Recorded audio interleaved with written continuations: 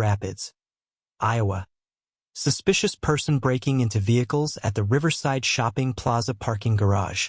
Officer Axel Bridgestone and his K-9 partner, a 3-year-old German Shepherd named Valor, were 2 blocks away when they got the call. What should have been a routine property crime investigation became the incident that would expose corruption in the Cedar Rapids Police Department and change everything Axel thought he knew about his unit. Axel had been with the K-9 division for 5 years, building a reputation as one of the most effective handlers in the department. Valor was his second partner. His first, a Belgian Malinois named Justice, had been retired early under circumstances Axel had never fully understood. The official story was medical issues, but Justice had seemed perfectly healthy during their last shift together. When Axel asked questions, his supervisor, Lieutenant Carver, made it clear that asking questions about K-9 retirement decisions was a good way to end a career. Carver had been running the K-9 unit for 3 years, brought in from outside the department with promises to increase efficiency and reduce costs. What nobody knew at the time was that Carver had been systematically retiring perfectly healthy police dogs early, selling them to private security companies for profit, and replacing them with cheaper, less experienced animals. The dogs were valuable. Trained K-9s could sell for $15,000 to $30,000 on the private market. Carver had already made over $200,000 from his scheme. But Valor was different. Valor had been trained at an elite facility in Virginia, and his detection abilities were extraordinary. More importantly, Valor had been present during an incident 6 months earlier when Carver had planted evidence during a drug bust. The dog had alerted to Carver's vehicle, something that should have been impossible unless Carver was carrying narcotics. Axel had noticed but said nothing, assuming there was a reasonable explanation. Carver knew the dog was a liability. The suspicious person call was manufactured.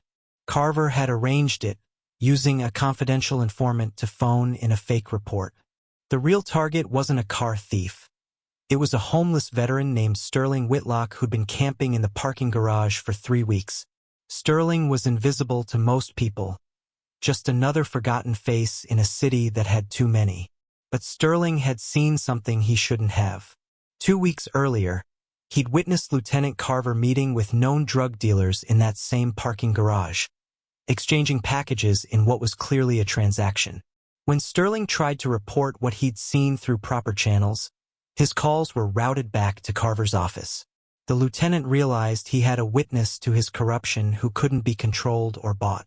The solution was simple: eliminate the witness, claim he'd attacked an officer, and use the K-9 to justify force. Sterling would disappear into the system, arrested, jailed, discredited as a mentally unstable homeless person. Or better yet, he'd resist and force would be necessary. Either way, the problem would be solved. What Carver didn't account for was Valor's training. Police dogs are taught to detect threats, not create them. And sometimes, when faced with orders that contradict their training, highly intelligent K-9s make their own decisions. When Axel gave the command to apprehend Sterling that afternoon, Valor refused. Not because the dog was defective or disobedient, but because Valor recognized that the real threat wasn't the terrified elderly man cowering in the corner. It was the corruption commanding his handler. The command left Axel Bridgestone's mouth before his brain fully processed what he was being ordered to do. Valor, apprehend. Take him down.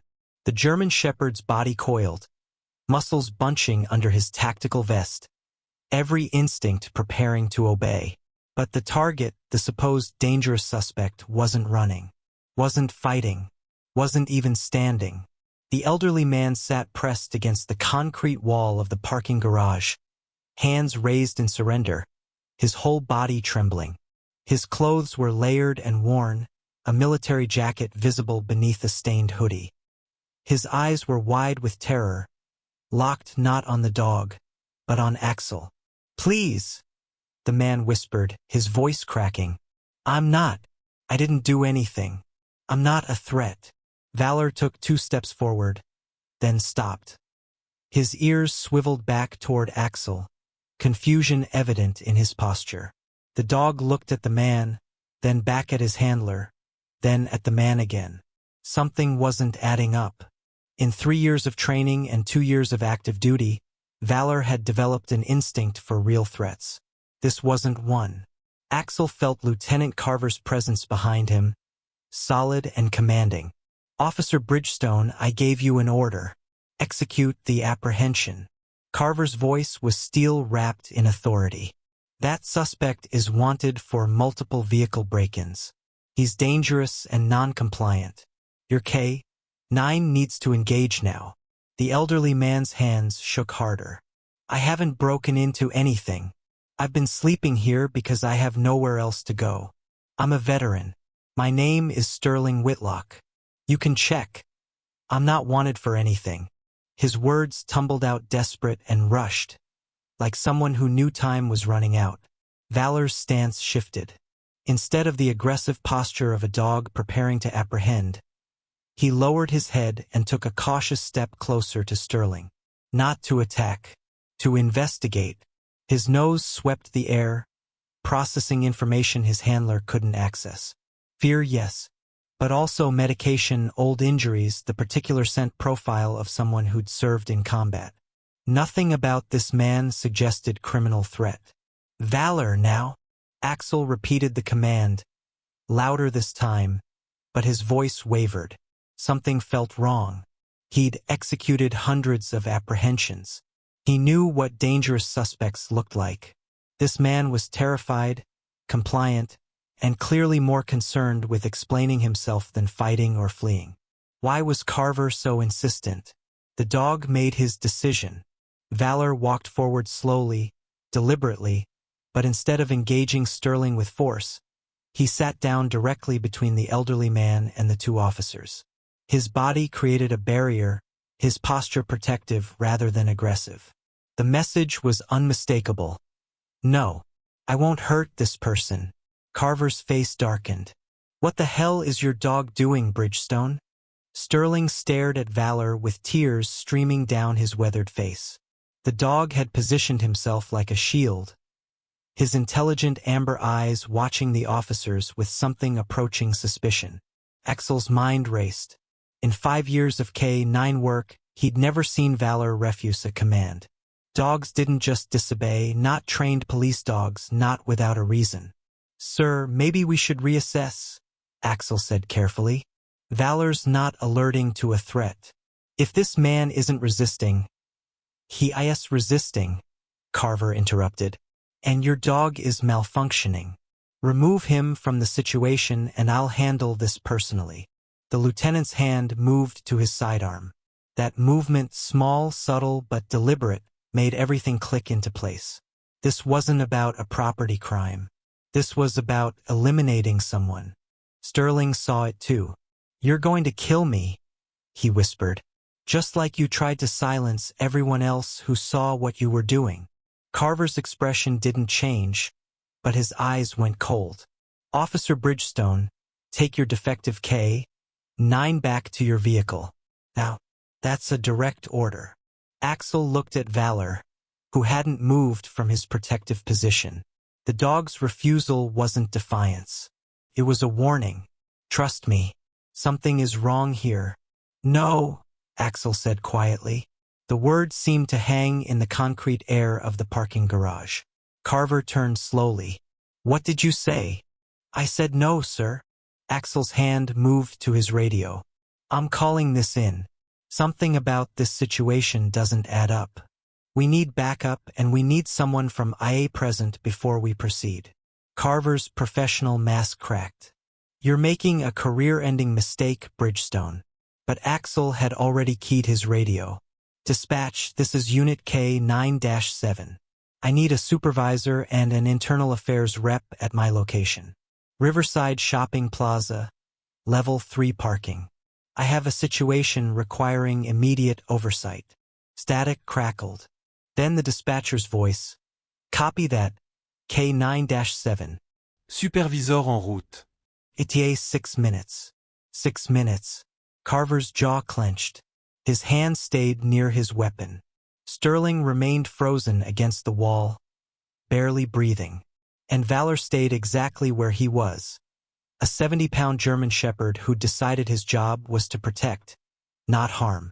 "You have no idea what you've just done," Carver said quietly. His tone was flat, emotionless, which made it more threatening than any shout. "That man is a witness to crimes he doesn't understand. He's delusional, unstable, and dangerous." "Then we'll let IA determine that," Axel replied. His heart was pounding, but his voice stayed steady. "If he's dangerous, we'll handle it properly. With oversight. With witnesses." "There are no witnesses here," Carver said. The words carried weight that made Axel's blood run cold. This wasn't a threat. It was a statement of fact. They were alone in a parking garage, 3 levels underground, with no security cameras in this section. Carver had chosen the location carefully. Sterling spoke up, his voice stronger now despite his fear. "There are witnesses. I told people what I saw. I wrote it down. If something happens to me, they'll know." "Who?" Carver took a step forward. "Who did you tell? The other homeless people who can't string together a coherent sentence? The shelter workers who process 100 faces a day? Nobody's going to remember you, old man. Nobody's going to care." It was a low, warning sound that made both officers stop moving. The dog had shifted his weight, his body coiling with tension. He was still protecting Sterling, but now he was also warning Carver. "Back off. Not another step." Axel had never seen his partner do this. Valor had always been friendly with other officers, playful even. This aggressive posture toward a lieutenant was completely unprecedented. "Your dog needs to be put down," Carver said flatly. "He's clearly unstable and represents a danger to the department." "My dog is the only one here acting rationally," Axel countered. He assessed the situation and determined there's no threat from this man. Maybe we should trust his judgment. Carver's laugh was harsh. "Trust a dog over a commanding officer? You're finished in this department, Bridgestone." Footsteps echoed from the stairwell, heavy boots moving fast. Backup was arriving sooner than expected. Carver's expression shifted, calculation replacing anger. He took a step back, his hand moving away from his weapon. "We'll continue this conversation with witnesses present," he said, his professional tone returning. "But understand that filing a false IA complaint against a superior officer has consequences." 2 officers emerged from the stairwell, Sergeant Dakota Mills and Officer Bryn Castellanos. Mills took in the scene immediately. Axel and his K9, a cowering homeless man, and Lieutenant Carver standing with barely controlled rage on his face. "What's the situation?" Mills asked, his voice neutral but his eyes sharp. Everything about his posture said he knew something was off. Axel spoke before Carver could. "Sergeant, we responded to a call about vehicle break-ins. We found this man, Sterling Whitlock, in the garage. He's been cooperative and non-threatening. My K9 refused to engage, which suggests there's no actual threat present. Lieutenant Carver ordered me to force the apprehension despite my partner's assessment. I'm requesting IA oversight before we proceed." Mills's eyebrows rose. He looked at Valor, who had relaxed slightly with more officers present but still remained positioned between Sterling and Carver. "Your K9 refused an apprehension order?" "Yes, sir. Which in 5 years of working with him has never happened. I believe his judgment is sound." Mills turned to Sterling. "Sir, can you tell me what you're doing here?" Sterling's words came out in a rush. "I've been homeless for 3 months. I sleep here because it's safer than the street. 2 weeks ago, I saw Lieutenant Carver meeting with drug dealers in this garage. I recognized one of them from my time in narcotics counseling. They were exchanging packages. When I tried to report it through the anonymous tip line, my call was routed to his office. Now he's trying to kill me and make it look justified." The parking garage went completely silent. Even the distant traffic noise seemed to fade. Mills looked at Carver. "Lieutenant, he's clearly mentally ill," Carver said smoothly. Classic paranoid delusions. I've never met this man before today. His accusations are fantasy. But his voice had lost its certainty. Officer Castellanos had pulled out her phone and was making notes. That simple action, documenting everything, changed the power dynamic completely. We'll need to investigate these claims, Mills said carefully, which means nobody leaves this location until IA arrives. Officer Bridgestone, secure the witness. Officer Castellanos, I need you to take preliminary statements from everyone present. Lieutenant Carver, you'll need to provide a full account of your version of events. Carver's control was slipping. I don't answer to you, Sergeant. No, sir, but you will answer to internal affairs, Mills replied. And until they arrive, this is a potential crime scene, which means we follow protocol. Axel moved to Sterling's side, Valor staying close. The elderly man was shaking so badly he could barely stand. Thank you, Sterling whispered. That dog. He saved my life. He knew. Somehow he knew. He's trained to detect threats, Axel said quietly. I think he decided the biggest threat here wasn't you. Sterling looked at the German shepherd with reverence. Valor sat calmly now, his job complete. The dog had refused an unlawful order, protected an innocent person, and forced a situation that would have ended in tragedy into one that required transparency. All without biting, attacking, or using any force. IA arrived 20 minutes later. Detective Soren Blackwater took charge immediately, separating everyone and taking statements. He spent 40 minutes with Sterling, reviewing his claims in detail. Then he spent 30 minutes with Valor, examining the dog's training records and behavioral history. Finally, he spoke with Axel. Your K9's refusal to engage likely saved that man's life, Blackwater said. And it gave us probable cause to investigate Lieutenant Carver. We've been building a case against him for 6 months. This witness corroborates information we've gathered from other sources. Axel's mind reeled. 6 months? Why didn't anyone warn us? Because we didn't know who was compromised, Blackwater explained. Carver's been very careful. But he made one mistake. He underestimated police dogs. They can't be bribed, threatened, or corrupted. When your K9 refused that order, he did what every good officer should do. He stood between an innocent person and an abuse of power. The investigation that followed exposed everything. Carver had been running drugs through his own evidence locker, selling retired K9s for profit, and eliminating witnesses who got too close to his operation. The stolen K9s were recovered from private security companies that had bought them, believing the sales were legitimate. Sterling's testimony was crucial, but it was Valor's refusal to engage that had forced the situation into the light. 3 months later, Axel stood in the police chief's office while Valor sat at attention beside him. The German shepherd wore a new medal on his tactical vest, the department's Medal of Valor, rarely awarded, never given lightly. K9 Valor demonstrated extraordinary judgment and courage, Chief Rowena Frost said. He refused an unlawful order, protected an innocent civilian, and exposed corruption that had infected this department. He is the kind of officer we should all aspire to be. Sterling was in the audience, cleaned up and wearing a suit that still looked too large on his thin frame. The department had helped him get into veteran housing, connected him with VA benefits he didn't know he qualified for, and paid for the medical care he'd been avoiding. He caught Axel's eye and nodded once, gratitude evident in every line of his weathered face. After the ceremony, Sterling approached Axel and Valor. He knelt slowly, his arthritic knees protesting, and looked the German shepherd in the eyes. You saw me, he said quietly. When everyone else looked through me like I was invisible, you saw me. You knew I wasn't dangerous. You knew I needed protection, not punishment. I don't know how to thank you for that. Valor's tail wagged once, slow and deliberate. The dog leaned forward and gently pressed his nose against Sterling's hand.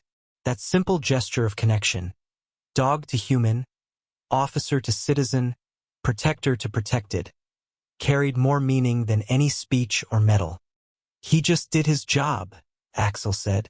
His real job, not the corrupt version Carver was trying to make him perform. He protected and served. That's what good cops do. Sterling stood with effort. I spent 30 years in the army, served in 2 wars, came home with PTSD and nothing else. I thought I'd lost my value. Thought nobody saw me as human anymore. That dog proved me wrong. His voice cracked. He saw a person worth protecting. That gave me back something I'd lost. Dignity. Hope. The belief that I still mattered. The media coverage was extensive.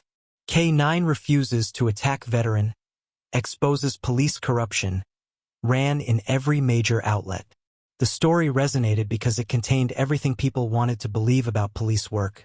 That training and instinct could overcome corrupt orders, that good officers recognized injustice even when it came from superiors, that the system could self-correct when individuals chose integrity over compliance. But for Axel, the real lesson was simpler.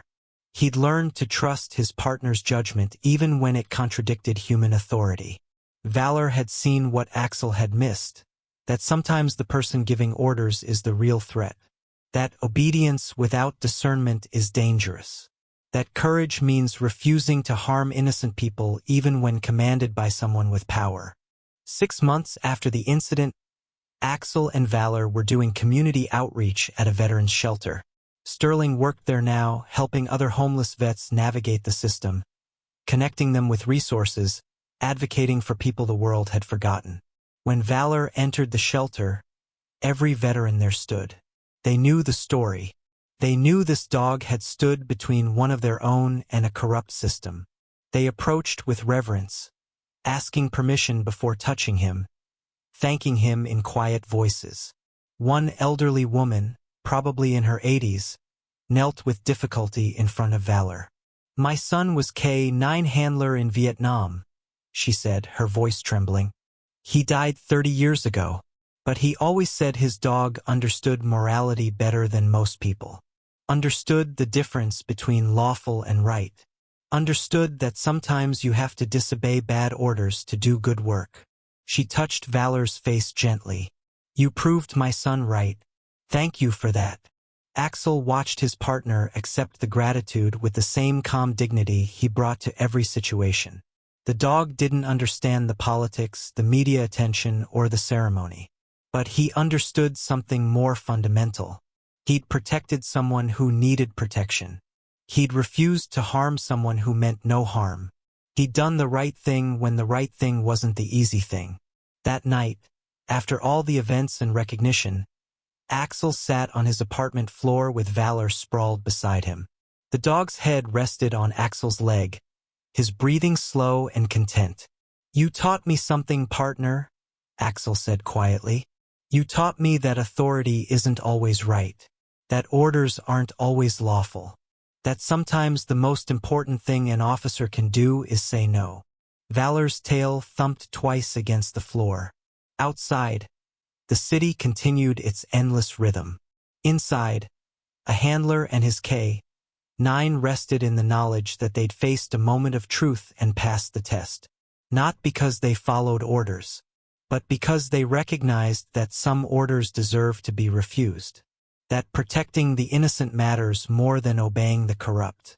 That real courage isn't attacking when commanded, it's refusing to attack when the command itself is the crime. The German shepherd closed his eyes, secure in his purpose. He was a police dog. His job was to serve and protect. And on that Thursday afternoon in a parking garage, he'd done exactly that. Not despite refusing orders, but because of it. That made all the difference.